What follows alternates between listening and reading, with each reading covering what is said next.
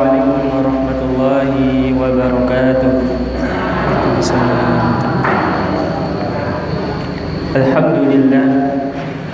Alhamdulillahi ala ihsanih wasyukru lahu ala taufiqi wa imtinanih.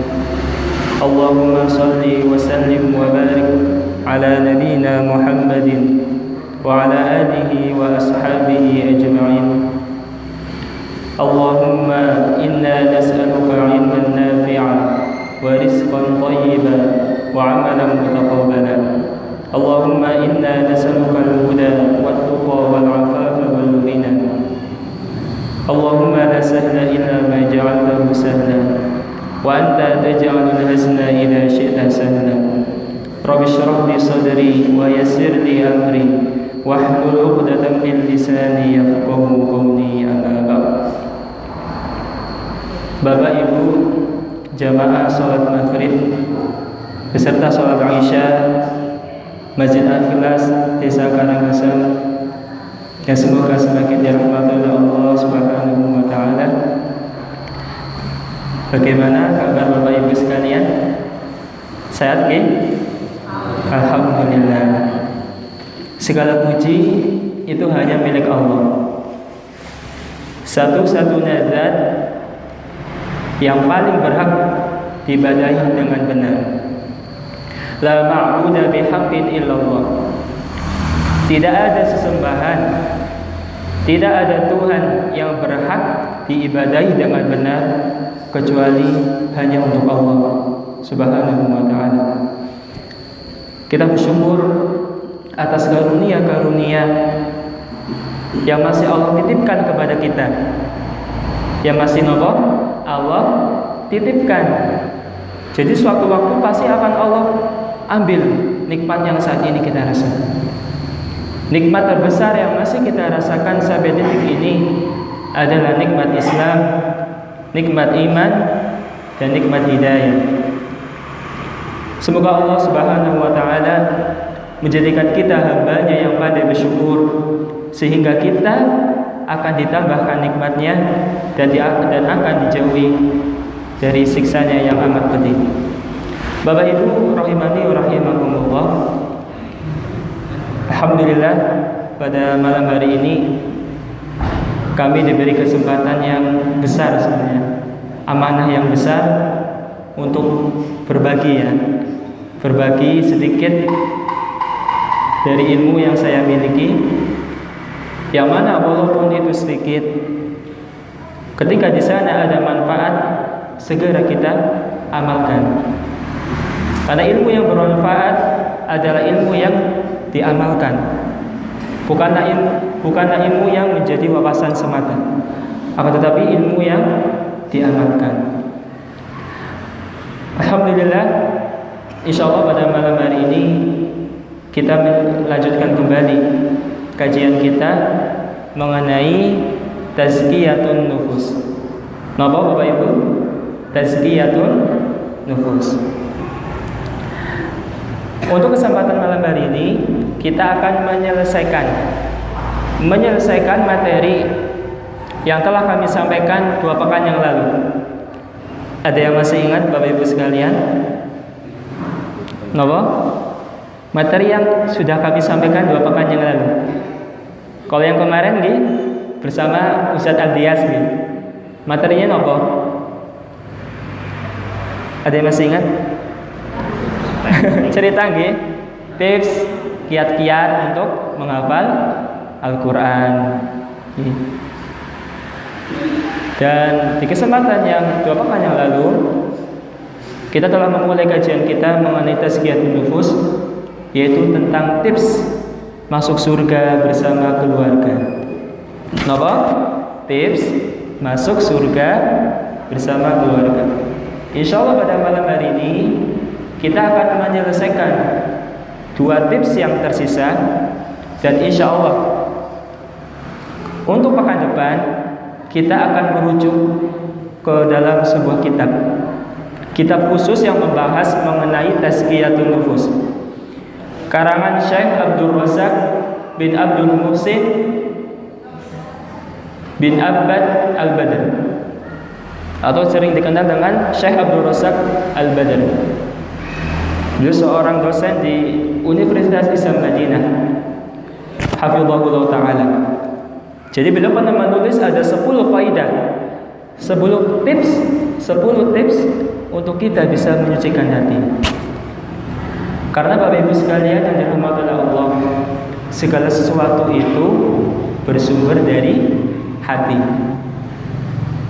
Kaidah Arab, pepatah Arab mengatakan hati itu ibaratnya seperti jenderal, dan anggota tubuh yang lain adalah bala tentaranya. Jadi segala kebaikan itu pasti bersumber dari hati. Jika hati kita baik, maka kita akan mudah untuk beramal soleh. Tapi kalau hati kita sedang dalam keadaannya tidak baik, maka beramal soleh pun akan terasa capek, akan terasa bosan dan sebagainya. Maka perlu di sana tazkiyah. Berasal dari kata zakka, yazki, artinya menyucikan, membersihkan. Tazkiyatun nufus adalah menyucikan hati. Hati siapa? Hati kita, umat muslim ya, terutama umat muslim. Alhamdulillah, sedikit murojaah tips masuk surga bersama keluarga. Kita mengambil rujukan dari firman Allah, Quran surah Ar-Ra'd ayat 20 sampai 24. Surah apa? Ar-Ra'd ayat 20 sampai 24. Kita 2 pekan yang lalu telah menyampaikan 3 tips, dan insya Allah hari ini kurang 2 tips lagi. Kita merujuk sedikit. Tips yang pertama, kalau kita ingin masuk surga bersama keluarga kembali, adalah kita bersama-sama menunaikan hak-haknya Allah. Hak-haknya Allah itu apa? An ta'buduhu wa la tusyriku bihi syai'an. Ya, an ta'budahu wa la tusyriku bihi syai'an. Yaitu engkau beribadah kepada Allah dan tidak mempersekutukannya. Ini diambil dari hadis sahih riwayat Bukhari dan Muslim, di mana pada suatu hari Mu'adz bin Jabal itu membonceng kepada Rasulullah SAW. Lalu Rasulullah berkata, "Ya Mu'adz, atadri ma haqqullah 'ala ibadihi?" Wahai Mu'adz, apakah kamu tahu hak seorang hamba yang harus ditunaikan untuk Allah? Mu'adz menjawab, tidak tahu, Allah dan Rasulullah yang maha tahu. Kemudian Rasul menjawab, hak seorang hamba yang harus ditunaikan untuk Allah adalah ayya'buduhu wa la tusyriku bihi syai'an. Yaitu seorang hamba itu harus beribadah kepada Allah dan tidak berbuat syirik. Kemudian Rasul bertanya lagi, "Ya Mu'adz, atadri ma haqquhum 'alaih?" Wahai Mu'adz, kalau kiranya orang tersebut sudah menunaikan haknya kepada Allah, apa yang akan Allah berikan kepada mereka? Mu'adz menjawab, "Ana la adri, Allah wa rasuluhu a'lam." Saya enggak tahu, Allah dan Rasulnya yang maha tahu. Lalu Rasul menjawab, balasan bagi orang-orang yang menunaikan hak-haknya Allah adalah alla yu'adzibahu, maka orang itu tidak akan disiksa. Inilah tips yang pertama yang telah kita jelaskan di pekan yang lalu. Tips yang kedua dari ayat yang ke-21, walladzina yasiluna ma amarallahu bihi ayyusala, yaitu orang-orang yang senantiasa menjaga tali silaturahim. Tali silaturahim. Rasulullah pernah bersabda dalam hadis sahih riwayat Imam Muslim, la yadkhulul jannata qati'ur rahimin. Tidak akan masuk surga bagi orang yang memutus tali silaturahim. Menyambung tali silaturahmi kepada keluarga itu lebih utama. Jangan sampai dalam kelompok keluarga, satu kelompok keluarga, kita memendam kebencian yang lama kepada saudara kita. Jika hari ini masih ada dari kita yang tinggal dalam satu atap, tapi kok tidak menegurnya, tidak ngobrol dengan saudara kita, maka segeralah kita minta maaf, segeralah kita berbuat baik, saling memaafkan dalam kebaikan. Ini tips yang kedua Ibu Bapak yang sudah kita sampaikan di pekan yang lalu. Kemudian tips yang ketiga yang telah kita sampaikan adalah wa yakhshawna rabbahum wa yakhafuna su'al hisab, yaitu mereka takut kepada Allah dan takut akan hisabnya yang buruk. Takut kepada Allah ini adalah puncak dari ilmu. Puncak apa? Dari ilmu.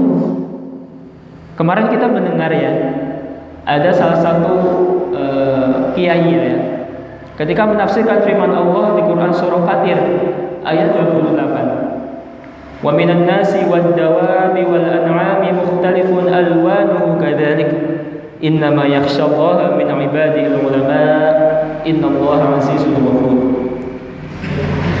Belum menafsirkan dengan letter luck dari ayat tersebut.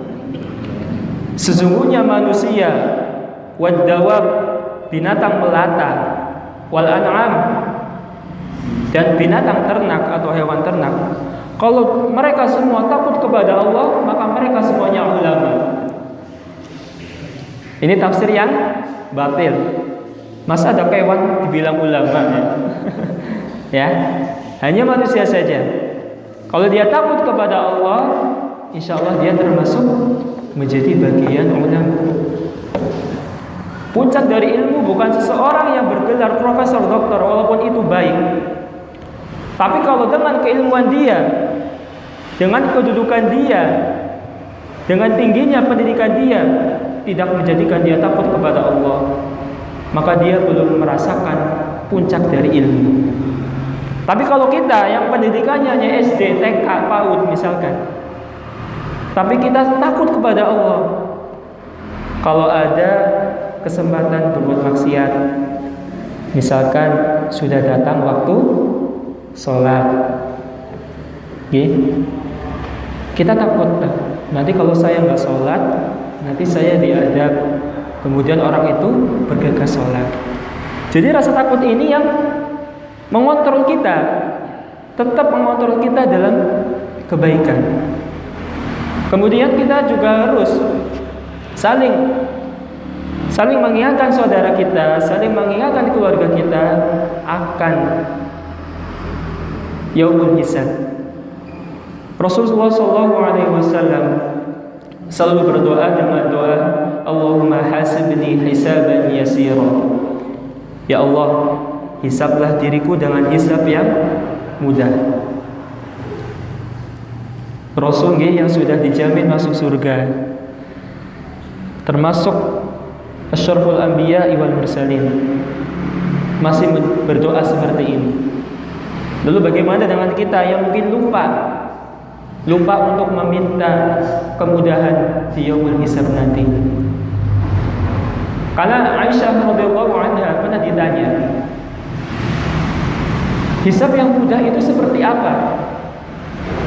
Kemudian Aisyah radhiyallahu taala anha menjawab, hisab yang mudah adalah apabila ada seorang hamba nantinya dihadapkan dengan buku catatan amalnya.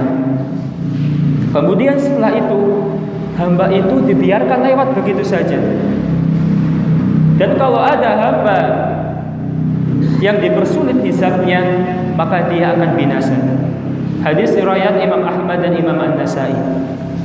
Inilah yang harus bersama-sama kita sadarkan, terutama ini menjadi tugas kaum laki-laki, para suami.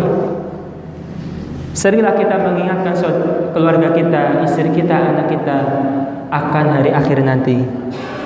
Ingatkan azab kubur, ingatkan siksa neraka, ingatkan panjangnya proses nanti di akhirat nanti. Dengan rasa takut ini, semoga bisa mengontrol kita, saudara kita dan keluarga kita untuk tetap berada dalam jalan kebaikan. Bapak Ibu rahimani wa rahimakumullah. Sekarang kita akan masuk ke tips yang keempat, yaitu firman Allah di Quran surah Ar-Ra'd ayat 23. Lanjutan dari 3 tips yang telah kita sampaikan, di mana Allah Subhanahu wa taala berfirman, "Walladzina sabaru ibtigha'a wajhi rabbihim." Yaitu mereka orang-orang yang sabar. Ibtigha'a wajhi rabbihim, hanya untuk mengharapkan ridha dari Allah, wajah Allah. Jadi tips yang keempat adalah satu keluarga harus menumbuhkan rasa sabar. Kenapa? Rasa sabar. Sabar itu ada 3 macam. Sabar itu ada berapa macam, Bapak Ibu? Ada 3 macam. Yang pertama adalah sabar dalam menjalankan ketaatan kepada Allah Subhanahu wa taala. Jangan dikira ya, kita sholat, kita ngaji, kita bersedekah, itu nggak ada gangguannya. Pasti di sana ada ujiannya. Tapi kok kenapa kita mau menunaikannya? Mau duduk, misalkan ya, pada malam hari ini mendengarkan pengajian. Bukankah ini ketika kita mengaji butuh kesabaran? Nggih, sabar ngantuk, sabar ngapa maning, menahan dingin dan sebagainya. Jadi beramal soleh pun perlu kesabaran. Dan bagi mereka orang yang sabar dalam menjalankan amal soleh, insya Allah akan menghadirkan kualitas dalam ibadahnya. Okay. Sebagaimana kita mengambil contoh ketika mau sholat subuh, di sana banyak sekali godaan syaitan, okay. Dari dinginlah, ngantuklah dan sebagainya. Tapi kok kita masih bisa menundukkan langkah kaki kita ke masjid? Bukankah itu kita termasuk orang yang bersabar? Sabar atas ketaatan kepada Allah. Allah Subhanahu wa taala berfirman di Quran surah Thaha ayat 132. Wa'mur ahlaka bis-shalati wastabir 'alaiha. Dan perintahkanlah keluargamu untuk menunaikan salat, wastabir 'alaiha. Dan bersabarlah kamu dalam menyuruh keluargamu untuk sholat. Allah menggunakan fi'il istabaru yastabiru. Ini berbeda dengan fi'il sabaru yasbiru. Kalau istabaru yastabiru itu menunjukkan perintah yang benar-benar sabar banget. Sabar ya. Tapi kalau isbir cuma sabar itu. Tapi kalau istabaru yastabiru, bersabarlah. Jadi perintah untuk bersabar sangat besar. Dan bersabarlah ketika kamu mengajak keluargamu untuk sholat. Memang benar, realita yang ada di dalam keluarga kita, terutama ketika kita menyuruh anak-anak kita untuk sholat. Sulit apa buatan ibu? Sulit apa angel kadang-kadang Tapi jangan sampai terucap dalam mulut seorang orang tua ketika anaknya itu nggak mau ibadah, bocah kok angel temen. Jangan seperti itu. Karena doa orang tua kepada anaknya adalah doa yang mustajab. Ada 3 doa yang mustajab di antara doa-doa yang mustajab yang lainnya. Yang pertama adalah doa madlum, yaitu doa orang yang dizalimi oleh saudaranya. Kalau kita yang dizalimi oleh saudara kita, kemudian kita memanjatkan doa, entah itu kebaikan atau keburukan, insya Allah ini termasuk doa yang mustajab. Kemudian doa yang kedua adalah ad-du'a fis safar, doa ketika safar, ketika melakukan perjalanan yang jauh maupun yang dekat juga bisa termasuk. Tapi kalau safar, ya lebih khusus melakukan perjalanan yang jauh, minimal 83 km. Oke, minimal seperti itu. Itu bisa dikatakan safar, perjalanan yang jauh. Kemudian doa yang ketiga adalah doa orang tua kepada anaknya. Doa orang tua kepada anaknya. Inilah yang harus bersama-sama kita tumbuhkan. Jadikan keluarga kita itu keluarga yang tumbuh atas syariat Allah. Memang benar, praktek itu nggak semudah teori, tapi kita harus mengingat balasan bagi orang yang sabar itu pahala yang tidak terbatas. Sebagaimana yang Allah katakan di Quran surah Az-Zumar, innama yuwaffas sabiruna ajrahum bighairi hisab.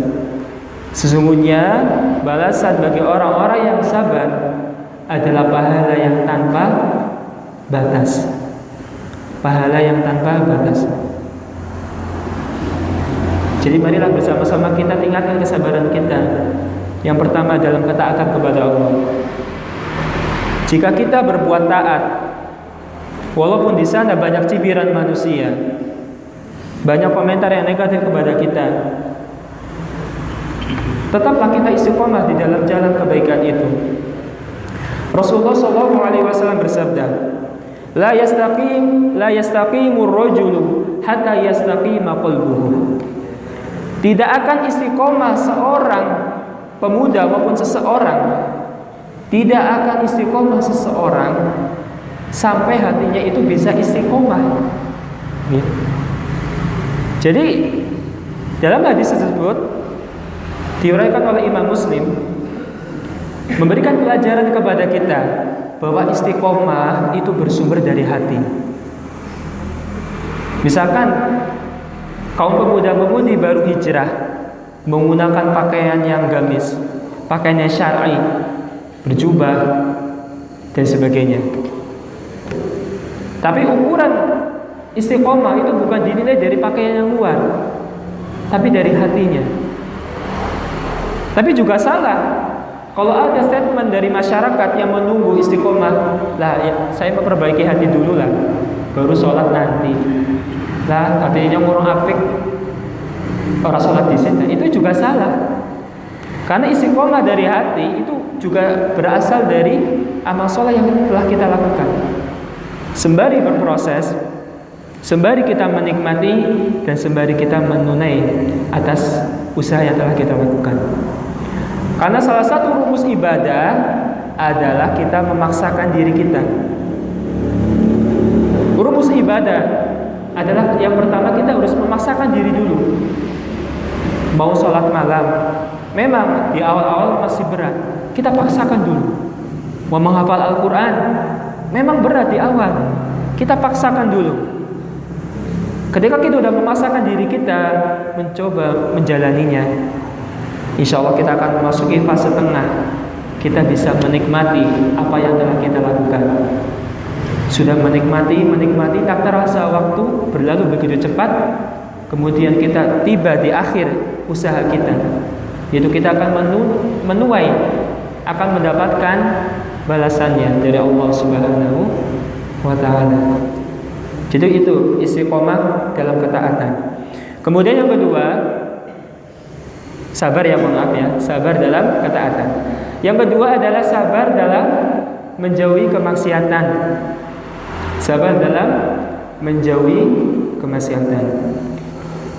Saya ada sebuah kisah dari seorang ulama besar, Imam At-Tabari, yang mempunyai nama asli Muhammad bin Jarir bin Yazid bin Kathir At-Tabari. Imam At-Tabari dikenal sebagai penulis tafsir At-Tabari, yang jilidnya itu sampai 26 apa? Jilid tafsir Al-Quran. 26 jilid, mungkin 1 meter lah ya, 26 jilid. Jadi pada kisahnya, ketika Imam At-Tabari masih kecil, beliau bercerita akan adanya seorang kakek tua yang menghidupi keluarganya yang berjumlah 8 orang. Yang mana 8 orang ini semuanya kaum perempuan. Dari istrinya, anaknya, saudaranya, pokoknya semua perempuan. Gak ada satupun yang laki-laki. Kakek tua ini sudah berumur kisaran 70 tahun. Beliau tidak ada pekerjaan yang tetap. Setiap hari harus pergi ke Mekah, ya, meminta-minta, kadang-kadang bekerja, tapi hasilnya tidak seberapa. Hingga pada suatu hari kakek tua itu pulang ke rumah dan tidak bisa membawa satu apa ya namanya, satu kotak makanan tuh dia nggak bisa bawa. Keluarganya semuanya kelaparan, bingung, sudah 3 hari nggak makan. Sudah berapa? 3 hari tidak makan. Kemudian kakek tua itu pergi untuk mencari makanan. Ketika di perjalanan, kakek tua itu merasa lelah, merasa capek dan singgah atau beristirahat di bawah pohon. Ketika sedang merenungi di sana, sedang beristirahat di sana, kakek tua itu menemukan ada sebongkah emas, ya, di dalam satu kotak. Yang mana ketika kakek tua itu membukanya, berisi kurang lebih 1000 dinar. 1000 dinar emas. Oke. Kakek tua itu kaget dan tidak mau buat apa. Tapi kakek tua itu termasuk orang yang beriman kepada Allah. Kemudian bongkahan emas itu sama kakek itu dibawa pulang ke rumah. Akhirnya ketahuan sama keluarganya yang lain. Kamu bawa apa nih? Kamu bawa apa? Akhirnya ditunjukkanlah kotak tersebut. Lalu keluarganya yang lain meminta untuk 1 keping sajalah. 1 keping dari uang tersebut dibelikan makanan. Kita sudah lapar banget. Lalu kakek itu tidak. Ini bukan hak kita. Ini adalah barang luqatah. Luqatah adalah barang yang ditemukan di jalan. Itu kita harus mensyiarkan selama 1 tahun. Kalau misalkan tidak ada yang merasa memilikinya, baru itu bisa untuk kita. Bahwa ini barang luqatah. Jadi kalau Bapak Ibu sekalian menemukan sesuatu yang berharga di jalan, jangan langsung dijual, ya. Malah uangnya nanti untuk kita. Jangan. Kita syiarkan sebisa kita dalam 1 tahun. Kalau dalam 1 tahun itu tidak ada yang merasa memilikinya, maka itu bisa untuk kita. Okay. Singkat cerita, kakek itu pergi untuk mencari siapa pemilik bongkahan emas tersebut. Hingga pada musim haji, kakek itu mendengar ada suara yang keras. Barang siapa yang menemukan kotak emasku, maka Allah akan memberikan dia pahala yang besar, keberkahan yang banyak dan sebagainya. Okay. Kemudian kakek tua itu menghampiri pemuda tadi. Apa yang akan kamu berikan kalau misalkan ada seseorang yang menemukan bongkahan emasmu? Pemuda tadi, saya tidak akan memberikan apapun. Saya hanya akan mendoakannya, semoga Allah memberikan dia. Pokoknya doa-doa yang baik. Pemuda itu, pemilik emas tadi, tidak akan memberikan 1 bongkah emas pun, 1 dinar pun. Tapi dia hanya memberikan doa yang baik dan sebagainya. Terus hari yang kedua, hari yang ketiga sama. Kakek tua itu meminta, ya sudahlah. Kalau misalkan ada orang yang menemukannya, dikasihlah seperempatnya atau seonnya, dikasihlah. Pemuda itu menjawab, tidak.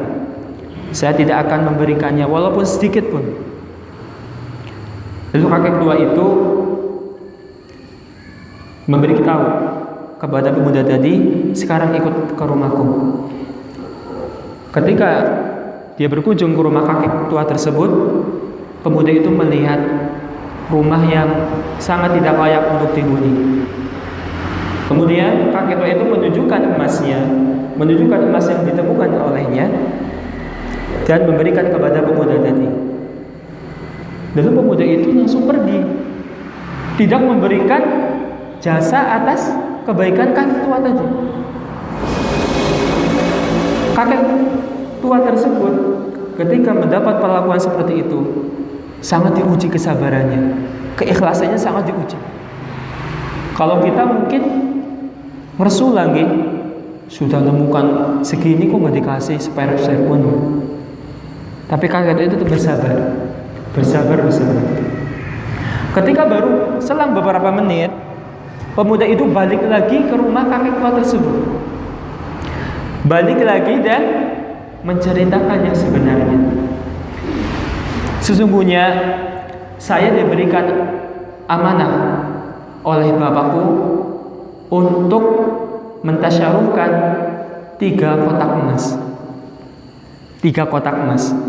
Jadi pemuda tadi diberikan wasiat oleh ayahnya, diberikan harta waris 3 kotak emas.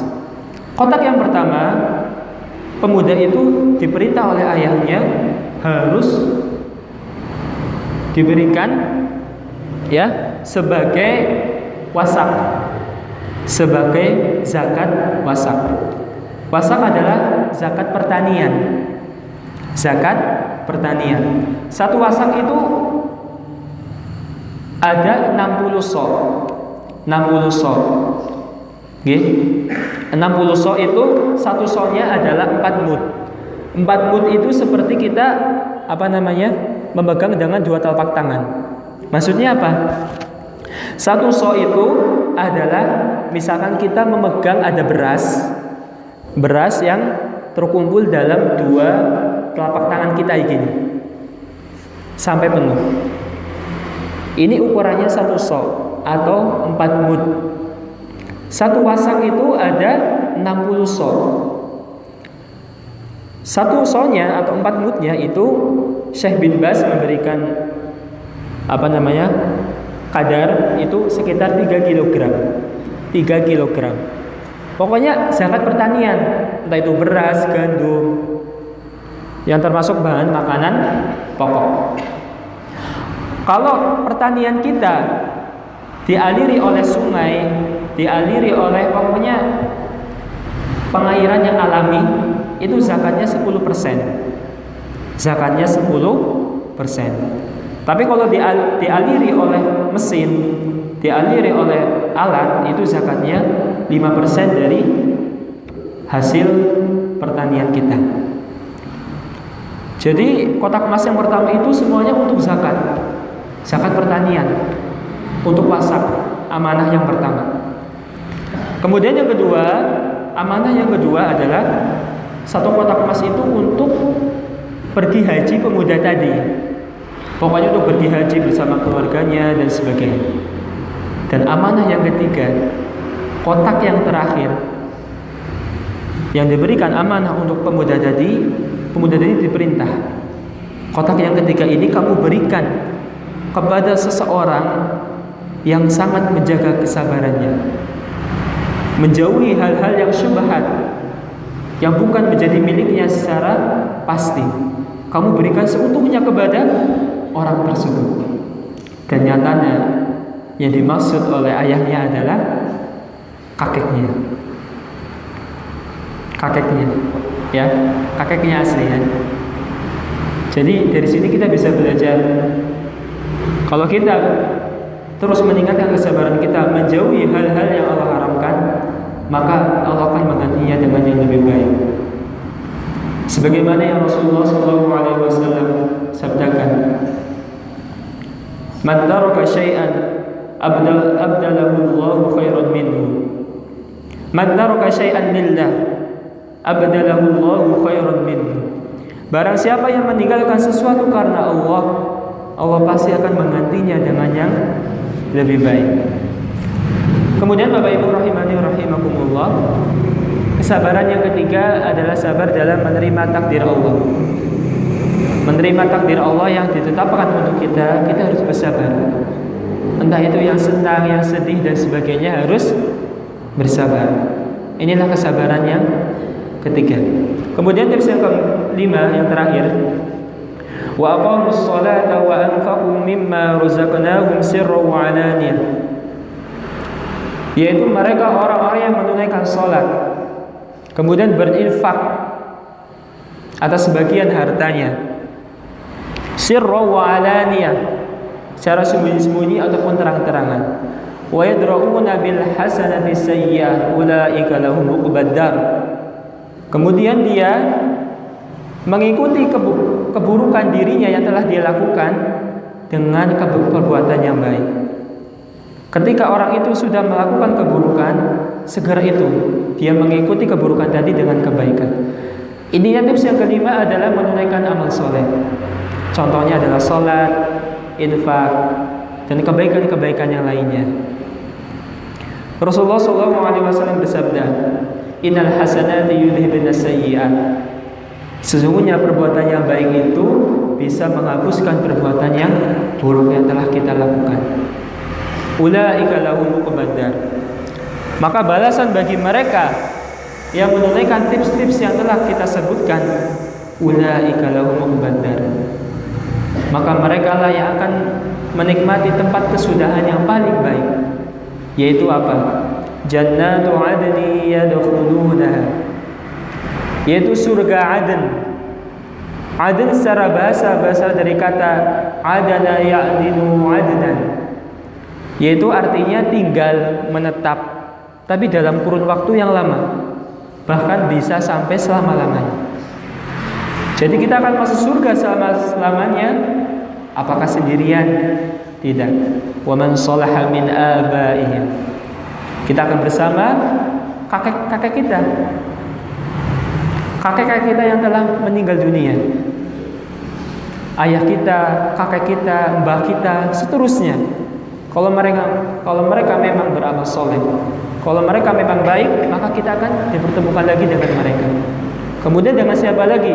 Wa azwajihim, dan pasangan-pasangan kita, wa dzurriyyatihim, dan keturunan-keturunan kita. Beda dengan wa auladihim. Kalau hanya wa auladihim itu hanya anak-anak kita. Tapi kalau wa dzurriyyatihim itu keturunan kita. Berarti nanti cucu kita, cicit kita, dan seterusnya ke bawah. Kalau mereka memang melakukan tips yang telah kita sebutkan. Wal malaikatu yadkhuluna 'alaihim min kulli bab, dan para malaikat itu akan masuk ke semua pintu surga. Pintu surga yang dijelaskan oleh Nabi Shallallahu Alaihi Wasallam itu ada 8 pintu surga. Insya Allah akan kita sebutkan di kesempatan yang akan datang. Dalam sebuah hadis itu ada 8 pintu surga yang Rasulullah Shallallahu Alaihi Wasallam sebutkan. Apa yang para malaikat lakukan kepada mereka ketika memasuki semua pintu surga? Apa yang para malaikat lakukan? Allah jelaskan di ayat yang terakhir. Salamun alaikum, maka keselamatan atasmu, kebahagiaan atasmu sekarang ini. Bima sobartum, atas kesabaranmu selama ini. Ini ayat yang ke-24-nya. Salamun alaikum bima sobartum, maka keselamatkanlah, kebahagiaan untukmu saat ini atas kesabaranmu.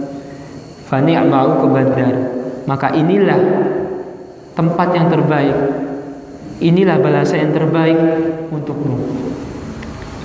Bapak Ibu rahimani rahimakumullah, inilah beberapa tips yang seharusnya kita bersama-sama tumbuhkan dalam keluarga kita.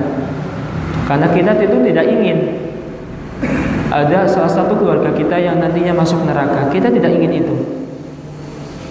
Walaupun semua umat muslim pasti akan masuk surga, tapi yang membedakannya adalah waktunya.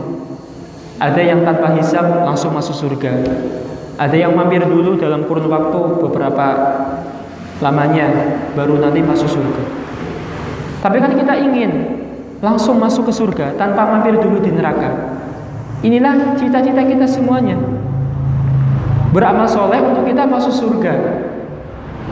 Jadi langsung, kalau kita bisa masuk surga secara langsung tanpa mampir dulu di neraka, kita benar-benar sukses. Jadi kita beramal soleh, kita belajar, memperbanyak amal soleh, itu bukan hanya menjadi tujuan kita masuk surga saja. Karena masuk surga itu semua umat Islam yang mereka beriman kepada Allah walaupun sedikit pasti masuk surga. Tapi waktu yang membedakan. Ada yang beberapa tahun dulu, ada yang langsung. Maka kita harus ada keinginan, cita-cita yang besar, yaitu masuk surga langsung tanpa hisab. Di antaranya adalah ada 4 amalan yang Rasulullah sebutkan. Yang pertama adalah tidak meminta untuk diruqyah. Tidak meminta untuk diruqyah. Amalan untuk kita masuk surga tanpa hisab. Kemudian yang kedua, tidak tatoyur. Tidak tatoyur, yaitu mempercayai kabar burung. Aja lunga mengene lah, nek tanggal ki aja lunga mengene mbok sial. Ini tatoyur namanya. Kalau kita tatoyur itu nanti masuk surga itu akan disulit oleh Allah, akan dipersulit oleh Allah Subhanahu wa taala. Kita nggak boleh tatoyur, mempercayai kabar burung. Kemudian yang ketiga adalah tidak melakukan kai. Kai adalah pengobatan dengan besi yang dipanaskan. Kemudian yang keempat adalah tingginya tawakal seseorang kepada Allah Subhanahu wa taala. Inilah 4 amalan yang bisa memasukkan kita ke surga tanpa hisab. Jadi langsung masuk surga biidznillah wa birahmatillahi taala. Ini saja bisa kami sampaikan. Kurang lebihnya kami mohon maaf yang sebesar-besarnya, yang seikhlas-ikhlasnya. Semoga yang sedikit ini bisa bermanfaat untuk kita semuanya, menjadi ajang untuk kita menambah bekal kita. Maka marilah kita selalu jaga keikhlasan kita dan selalu menjaga sunnah-sunnah Nabi Sallallahu Alaihi Wasallam. Kita harus beribadah, beramal soleh sesuai dengan tuntunan yang telah ada. Kurang lebihnya kami mohon maaf. Terima kasih atas segala perhatiannya. Kita tutup pengajian pada malam hari ini dengan doa kafaratul majlis. Subhanakallahumma wa bihamdika asyhadu an la ilaha illa anta astaghfiruka wa atubu ilaik. Wa akhiru da'wana anil hamdulillahi rabbil alamin. Wassalamualaikum warahmatullahi wabarakatuh.